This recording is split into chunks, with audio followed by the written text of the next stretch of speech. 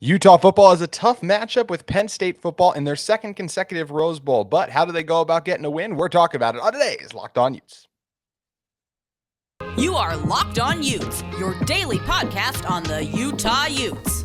Part of the Locked On Podcast Network. Your team every day.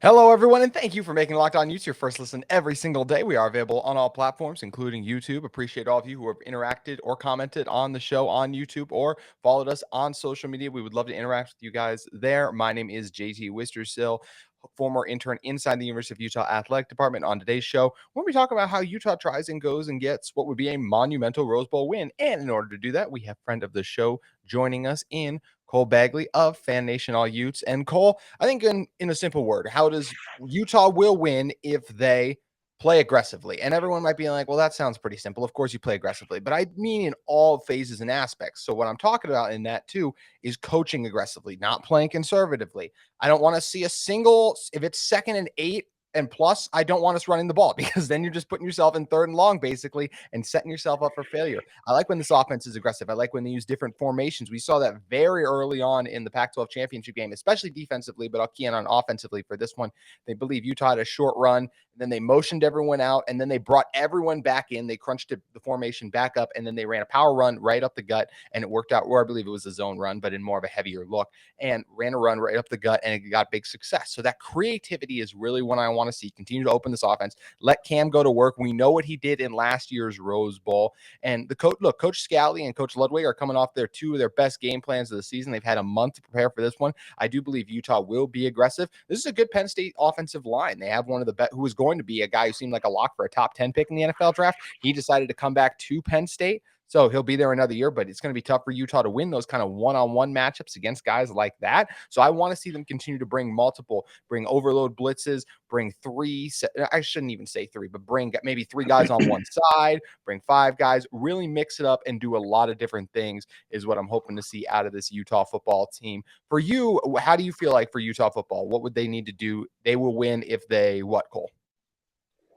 If they stop the run. I'm more of a statistical guy. I like to look at the numbers and see, where the areas are that have caused them to lose, in the past, especially now that you're looking at a full season. Penn State didn't lose much. They only lost 2 football games, but, likes to move the football on the ground. That was a common theme in last week's final media availability before the players, took off for Christmas, and now they'll be headed to Pasadena this week. But defensively, that was kind of the theme, is they know that they have to stop. And when you look at their 2 losses, overall, Penn State averaged about 182 yards per game this season.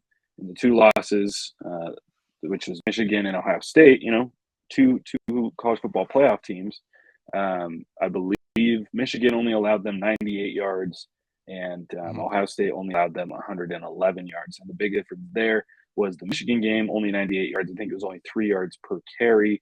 And that game was a lot different, a much different score, than the other game. Ohio State and Penn State was 44-31, pull away like really late in the 4th quarter. I caught the end of that game, I believe in the 4th, and then Ohio State, I think they rattled off like 21 points in about 5 minutes. So that one's a little bit misleading, but the Michigan game, that's one I'm going to try to mirror if I'm Utah. Michigan won 41-17, and like I said, only 98 yards on the ground to a team that normally does about 182. So only gave them about half of what they're used to getting. It is interesting when we're talking about this Penn State team because, look, they've only lost 2 games all season. So they've been really good. They've beaten all the inferior opponents, but they don't have really an outstanding win. They don't have 2 top 10 wins as Utah basically has, because they were able to beat USC both times against their 2 top 10 teams. They're top 5 teams now, both college football playoff teams.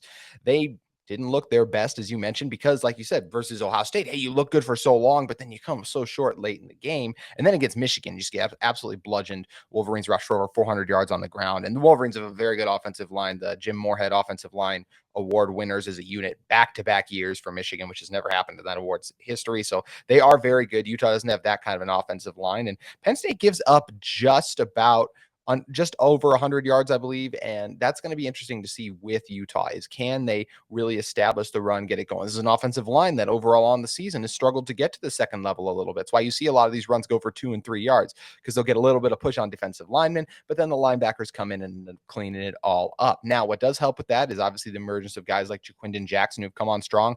I expect Mekhi Bernard to be healthy going to this one, be in good shape with some of that time off. So I think that does help this Utah football team in terms of trying to rush the ball effectively, but it's going to be interesting to see if they can still do it because as much as we talked about, hey, these Utah coaches have this much time to prepare, of course, Penn State does too. So, they're in the lab. They've been watching a lot of Jaquindon Jackson film, trying to figure out how they can go about stopping him too. And it will be interesting because in those 2 losses, they lost those 2 games very differently, being the Ohio State and Michigan ones. When you're talking about Penn State, if you look at the Michigan game, as I mentioned, just got absolutely steamrolled on the ground. But then against Ohio State, you actually held the Buckeyes under 100 yards rushing. But what happened? 2 of the best players in the country, and CJ Stroud, and then a guy we were kind of Utah fans were on Marvin Harrison Jr. before everyone else pretty much was because we saw him go to work last year in the Rose Bowl. I think he had 3 touchdowns in that one, I want to say. It was the Jackson Smith and Jigba show on the outside, but he still did some things. Either way, those were the 2 elite players that brought them back in this one. So I think this one for Utah, Utah's not going to rush for over 400 yards in this one.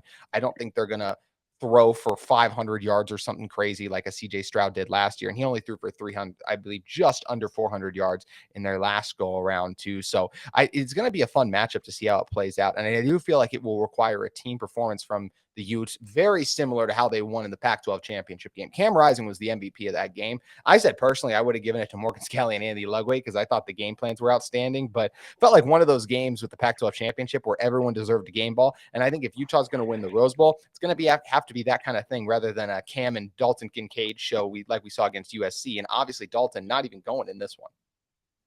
Yeah, I mean, you need that team that won the Pac to show up in Pasadena. You need Cam the way that he was in that game and in the USC game earlier in the year. You need a guy that's hungry, that's willing to take a hit where his helmet completely pops off his head. He gets up and he smiles and he's going for more yards on the next play. Like you need the Cam Rising that is so desperate to win, opposed to the Rising that we saw in the Oregon game that just was defeated and wasn't moving the ball on the ground. And you need not a perfect Cam Rising, but an aggressive Cam Rising, kind of like what you were talking about. The run game, for me, the magic number all season has kind of been, if the Utes can get, up just slightly above their seasonal average of 200, after the Pac-12 championship, I said if they can get around 225, they got 223, they win that football game. So, yeah, I mean, I think the key really overall is who's going to control the ground game. To me, that's going to decide who wins this football game is who's winning in the trenches and who is moving the football effectively, rushing it. I absolutely agree. It's going to be fun to see how it all plays out in Pasadena, and we're going to talk about what if any advantage the Utes have, being that this is this core group of players, and for the most part, their second consecutive Rose Bowl. We're talking about that when we come back in a moment. But first, we got to talk to you guys about the sponsor of this episode, and BetOnline. BetOnline.net is your number one source for sports betting info, stats, news, and analysis all season long. You can get the latest odds trends for every professional and amateur league out there, from pro football to, of course, college bowl season, which is getting well underway, NBA to college basketball. Everything is available for you to bet on at BetOnline. You can also find sports podcasts there and all kinds of great stuff at BetOnline. They're the fastest and easiest way to get your betting info. Head to the website today and use your mobile device to learn more. BetOnline, where the game starts. So, Cole, coming back in to talk about this one.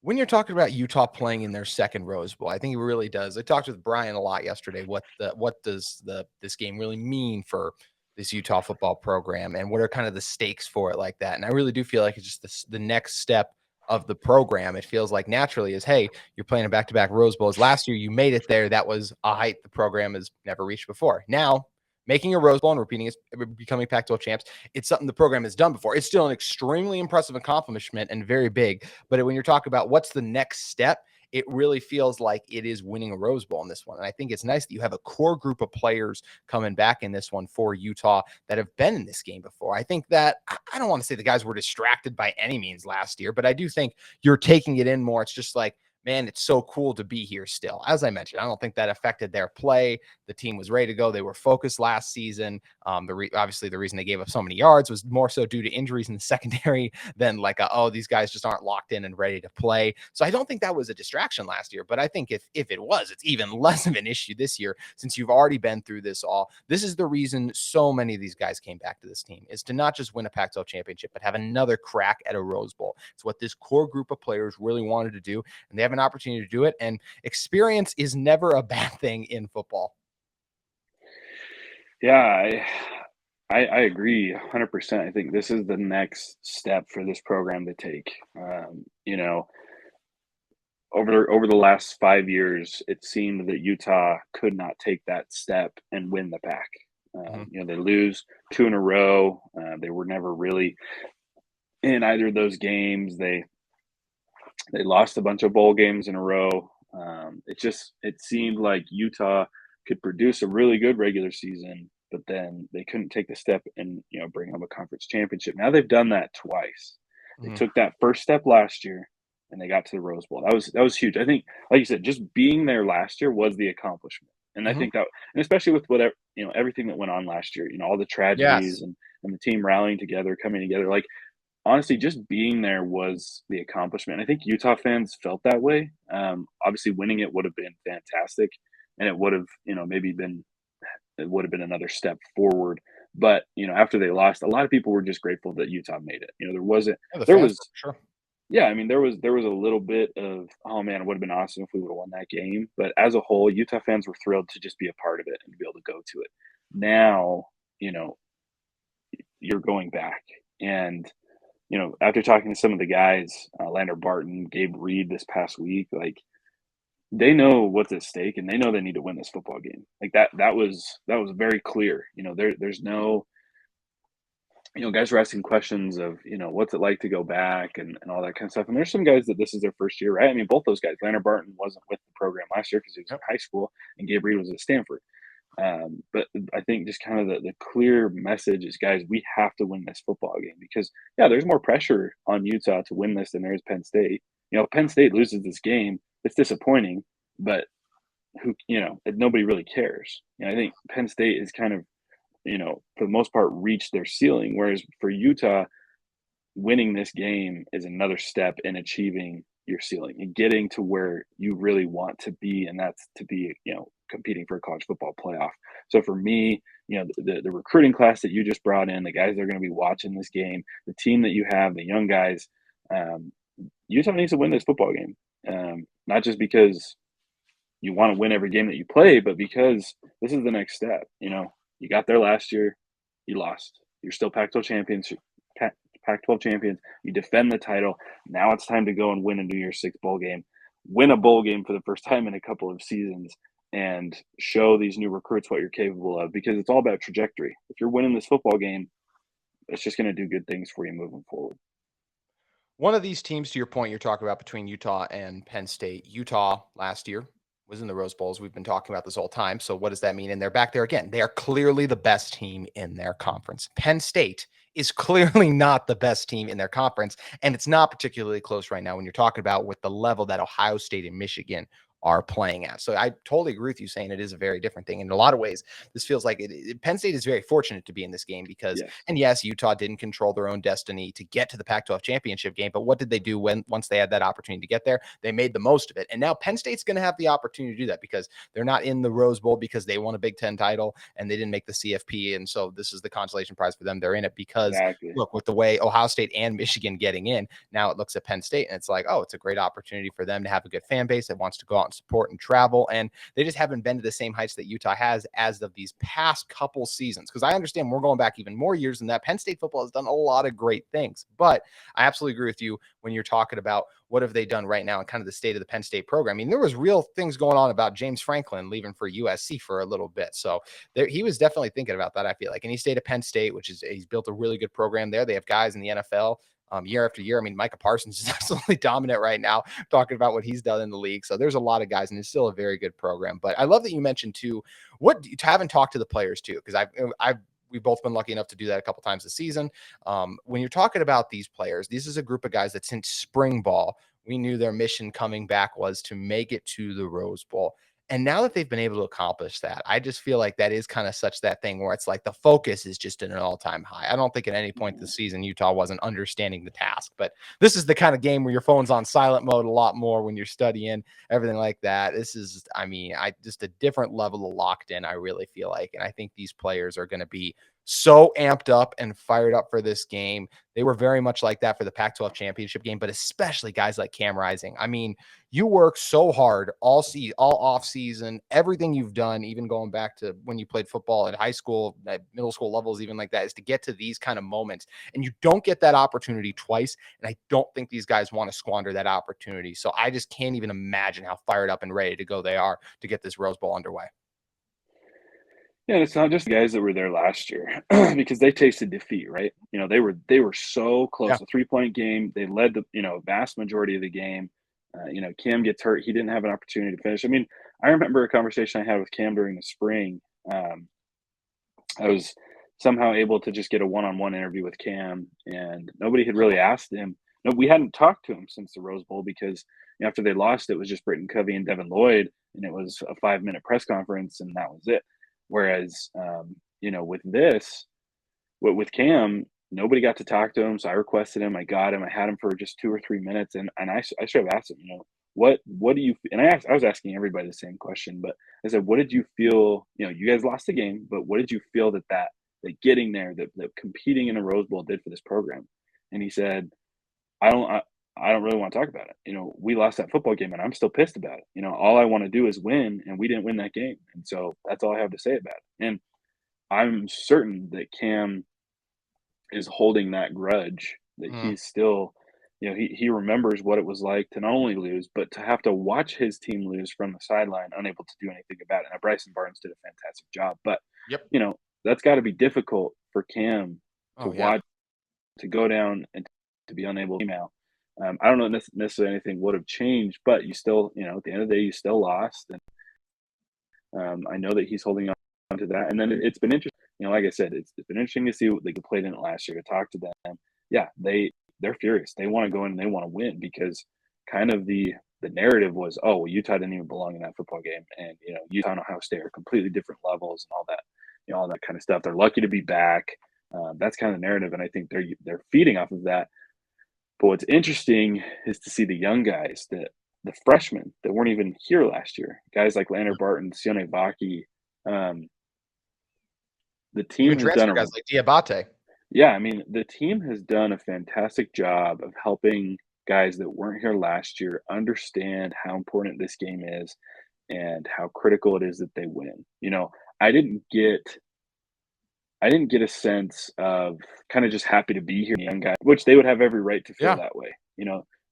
They should have every right to just, hey, I'm brand new. I'm a freshman. I'm just excited to be here. No, they almost have that same sense of wanting to avenge last season, even though they weren't a part of it. So yes, the team is locked in, and it is everybody. It's not just the upperclassmen. It's not just the guys that were here last year. It is every single player is ready to go and win this football game. And you mentioned too, just the differences in last year, even more so speaking. It was Utah's first year in there, and you mentioned different levels. Ohio State is clearly on a different level than Utah football. They've played for national championships in the past few seasons. They find themselves in the college football playoff again. They're not in the CFP. It's a disappointing season. They won the Rose Bowl last year, and it was perceived as a disappointment because most of their fans didn't even travel out to the game. Utah dominated that for a Rose Bowl, which is so crazy because there's only about 4 or 5 programs you could say that about. That's the level. And that's the difference in this year's. Last year, first game, 2 programs on a different level. So, hey, Utah kept it close with one of the best programs in the country. That's a win. This year, Utah on the same level, if not, I would say slightly better than Penn State, what they've done recently. Penn State also a top 15 team, I'd say, over the past few seasons, just what they've been able to accomplish overall. But I do feel like, hey, at this moment right now, I feel better about the position that Utah football is in as a program than Penn State football. And being your second year, that's what leads to these different expectations in which the players, the fans, they're really hungry for a win, and they're going to have a great opportunity to do it. And one of the reasons they're set up for a win in this game is because of some of that success they've had in recruiting. We've talked a little bit about a guy like Lander Barton, and we're obviously ecstatic that Utah was even able to go back-to-back in this Rose Bowl position and back-to-back Pac-12 champs. We're going to talk a little bit more about the future of Utah football and if some of these recruits they've brought in are going to help continue to take this Utah football team to another level, and if we could see some of these recruits playing in a Rose Bowl of their own in a few seasons. But first, we got to talk to you guys about the sponsor of this episode in UCCU. Guys, UCCU is offering a 15-month savings certificate with an incredibly high APY of 4.00%. Plus, you can jump up to an even higher rate of return anytime during the life of your certificate. So I hate to be the bearer of bad news, but interest rates and inflation are both on the rise, as if we hadn't noticed. Well, here's some good news. UCCU can help you use this current rise in rates to your advantage. For a limited time, UCCU is offering a 15-month savings certificate with an incredibly high APY of 4.00%. What's a savings certificate? Is that like a savings account? A savings certificate is similar to a savings account. Both are great ways to earn a safe return on your money over time. But here's the difference. Savings accounts typically come with unlimited deposits and withdrawals. But a savings certificate, you just make one deposit, then let your money grow and grow and grow with a fixed rate of return that's much higher than a standard savings account. How much higher? Let's just say a lot higher. You can get a savings account for as little as $500, making this an awesome opportunity for every type of saver, big or small. It's only a limited time offer from UCCU, so make sure you guys cash in on this 15-month savings certificate with that incredibly high APY of 1.00%. And they have a variety of terms and options to match your specific needs. Visit uccu.com to learn more and get a savings certificate today. UCCU, love where you bank. All right, Cole, one thing Utah fans loved this past couple of weeks is seeing all the talent they were able to flip and bring over into the Utah football program, all the talented in-state players, a couple of talented out-of-state player guys, getting some people frustrated like the Pat Narduzzi's of the world for some of those things. But this is a great time for the Utes, not just because they're in a Rose Bowl, but because of the talent they're bringing in. So I'll ask you a simple question. Do you think that these players, this class of the 2023 recruiting class, will be playing in a Rose Bowl in the future? I think they'll be playing in a college football playoff situation, if I'm being honest. I mean, they need to live up to the hype for sure. Yep. But yeah, I mean, to me, that's the floor. The ceiling is college football playoff. The floor is the Rose Bowl. It'll be interesting to see how these next few seasons go. There's obviously opportunity for rising Keithy, Vele to come back next year, which could, maybe Utah's playing in a college football playoff next season, if those guys are coming back. But yes, I mean, this 2022 and 2023 class are the best that Utah's ever put together. This 2023 class is the best class that Utah's ever had. For sure. And so, yeah, they absolutely should make a minimum of 1 to 2 Rose Bowls, and hopefully, maybe by that third year, maybe when these guys are juniors, and maybe you've got, still some remaining seniors from the 2022 class. And if you continue on this trajectory, you're getting the expansion of the college football playoff. Yep. So when I say that, I mean that Utah should be making semifinals. Yeah. You're right. I mean, this is a very talented group of guys that Utah is bringing into the program.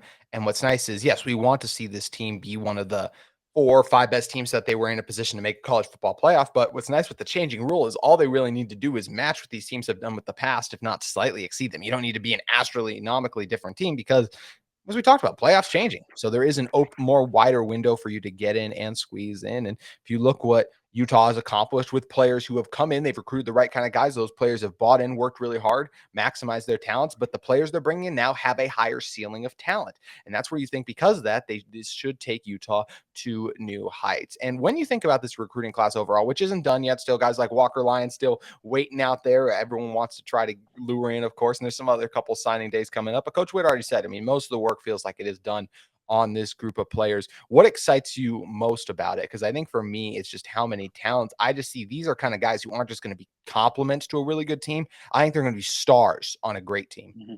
So for me, the difference with this class is you're not having to dig for a gem. That's that's what I feel like Utah football recruiting has, was, you know, normally. Mhm.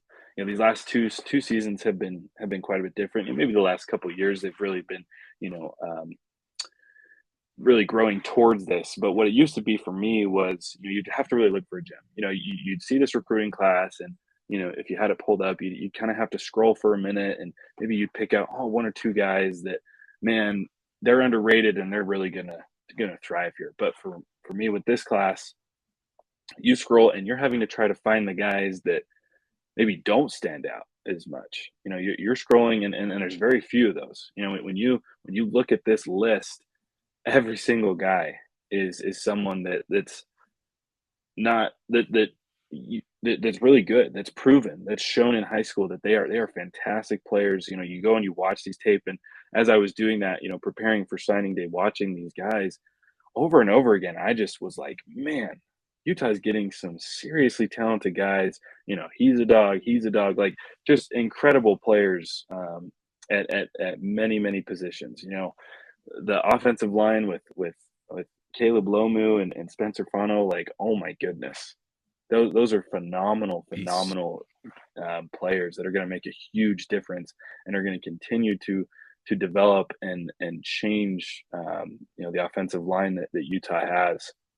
The running back situation, you've got 3 or 4 4-star guys that they're coming in. They're all very different. They're all very different types of running backs, which is great because as Utah's shown over the last few years, they can bring in 2 or 3 guys in a game, and they kind of like to have that offset. A guy that's maybe a power back, and a guy that's more, kind of a dual threat. Can receive in the passing game, or a guy that's just simply really fast and speedy and can slip through gaps and seams. So for me, Utah, if they can keep it going, Utah's recruiting is no longer at the point of trying to find the 1 or 2 guys that are really going to grow and reach a high potential because of the program. Now they're bringing in premier talent, guys that have bought in, and the vast majority are going to thrive because of how good they are and because they are now joining a culture and a system that is going to develop them and help all of them to reach their highest potential. It's a great position this Utah football team is in, and they're going to have a great opportunity heading into the Rose Bowl. So, Cole, to wrap this one up, what's your score prediction for the big game? Oh, geez. I don't even like score predictions. I know. I do this to you every week, and you still say the same thing. I know. I feel like I've gotten a couple, but Yeah, you did good. I think it's going to be a similar situation to the Ohio State and Penn State game. Not that Utah's going to trail and all of a sudden score 21 points in the fourth quarter, but I could see it, 42-35, or I don't know, 42-28, something like that. Maybe a 1 or 2 possession game that's fairly high scoring. It's the end of the season. Both teams are dealing with injury. Both teams are dealing with, a few guys opting out. So it'll be interesting to see. But these are 2 good football programs, and it's a big game, and there's a lot at stake. And they've both proven that they can, put yards on the field and points on the board. So I think it's going to be fairly high scoring, maybe 1 to 2 possessions. And not just because I want to see it, but I really think Utah's going to win this game. I agree. I feel the same way. It's going to be a lot of fun to see how it does all play out. Cole, what are a couple of things you have coming up with Fan Nation All Utes in preparation for this big one? Yeah, this week it's game week, so now we're really studying Penn State. Watching their tape, watching their highlights. Looking over the statistics, trying to see where they what a weak spot may be, and what are some things that they do well that Utah's going to really need to pay attention to. So really just scouting the Nittany Lions. Gosh, that's a tough word.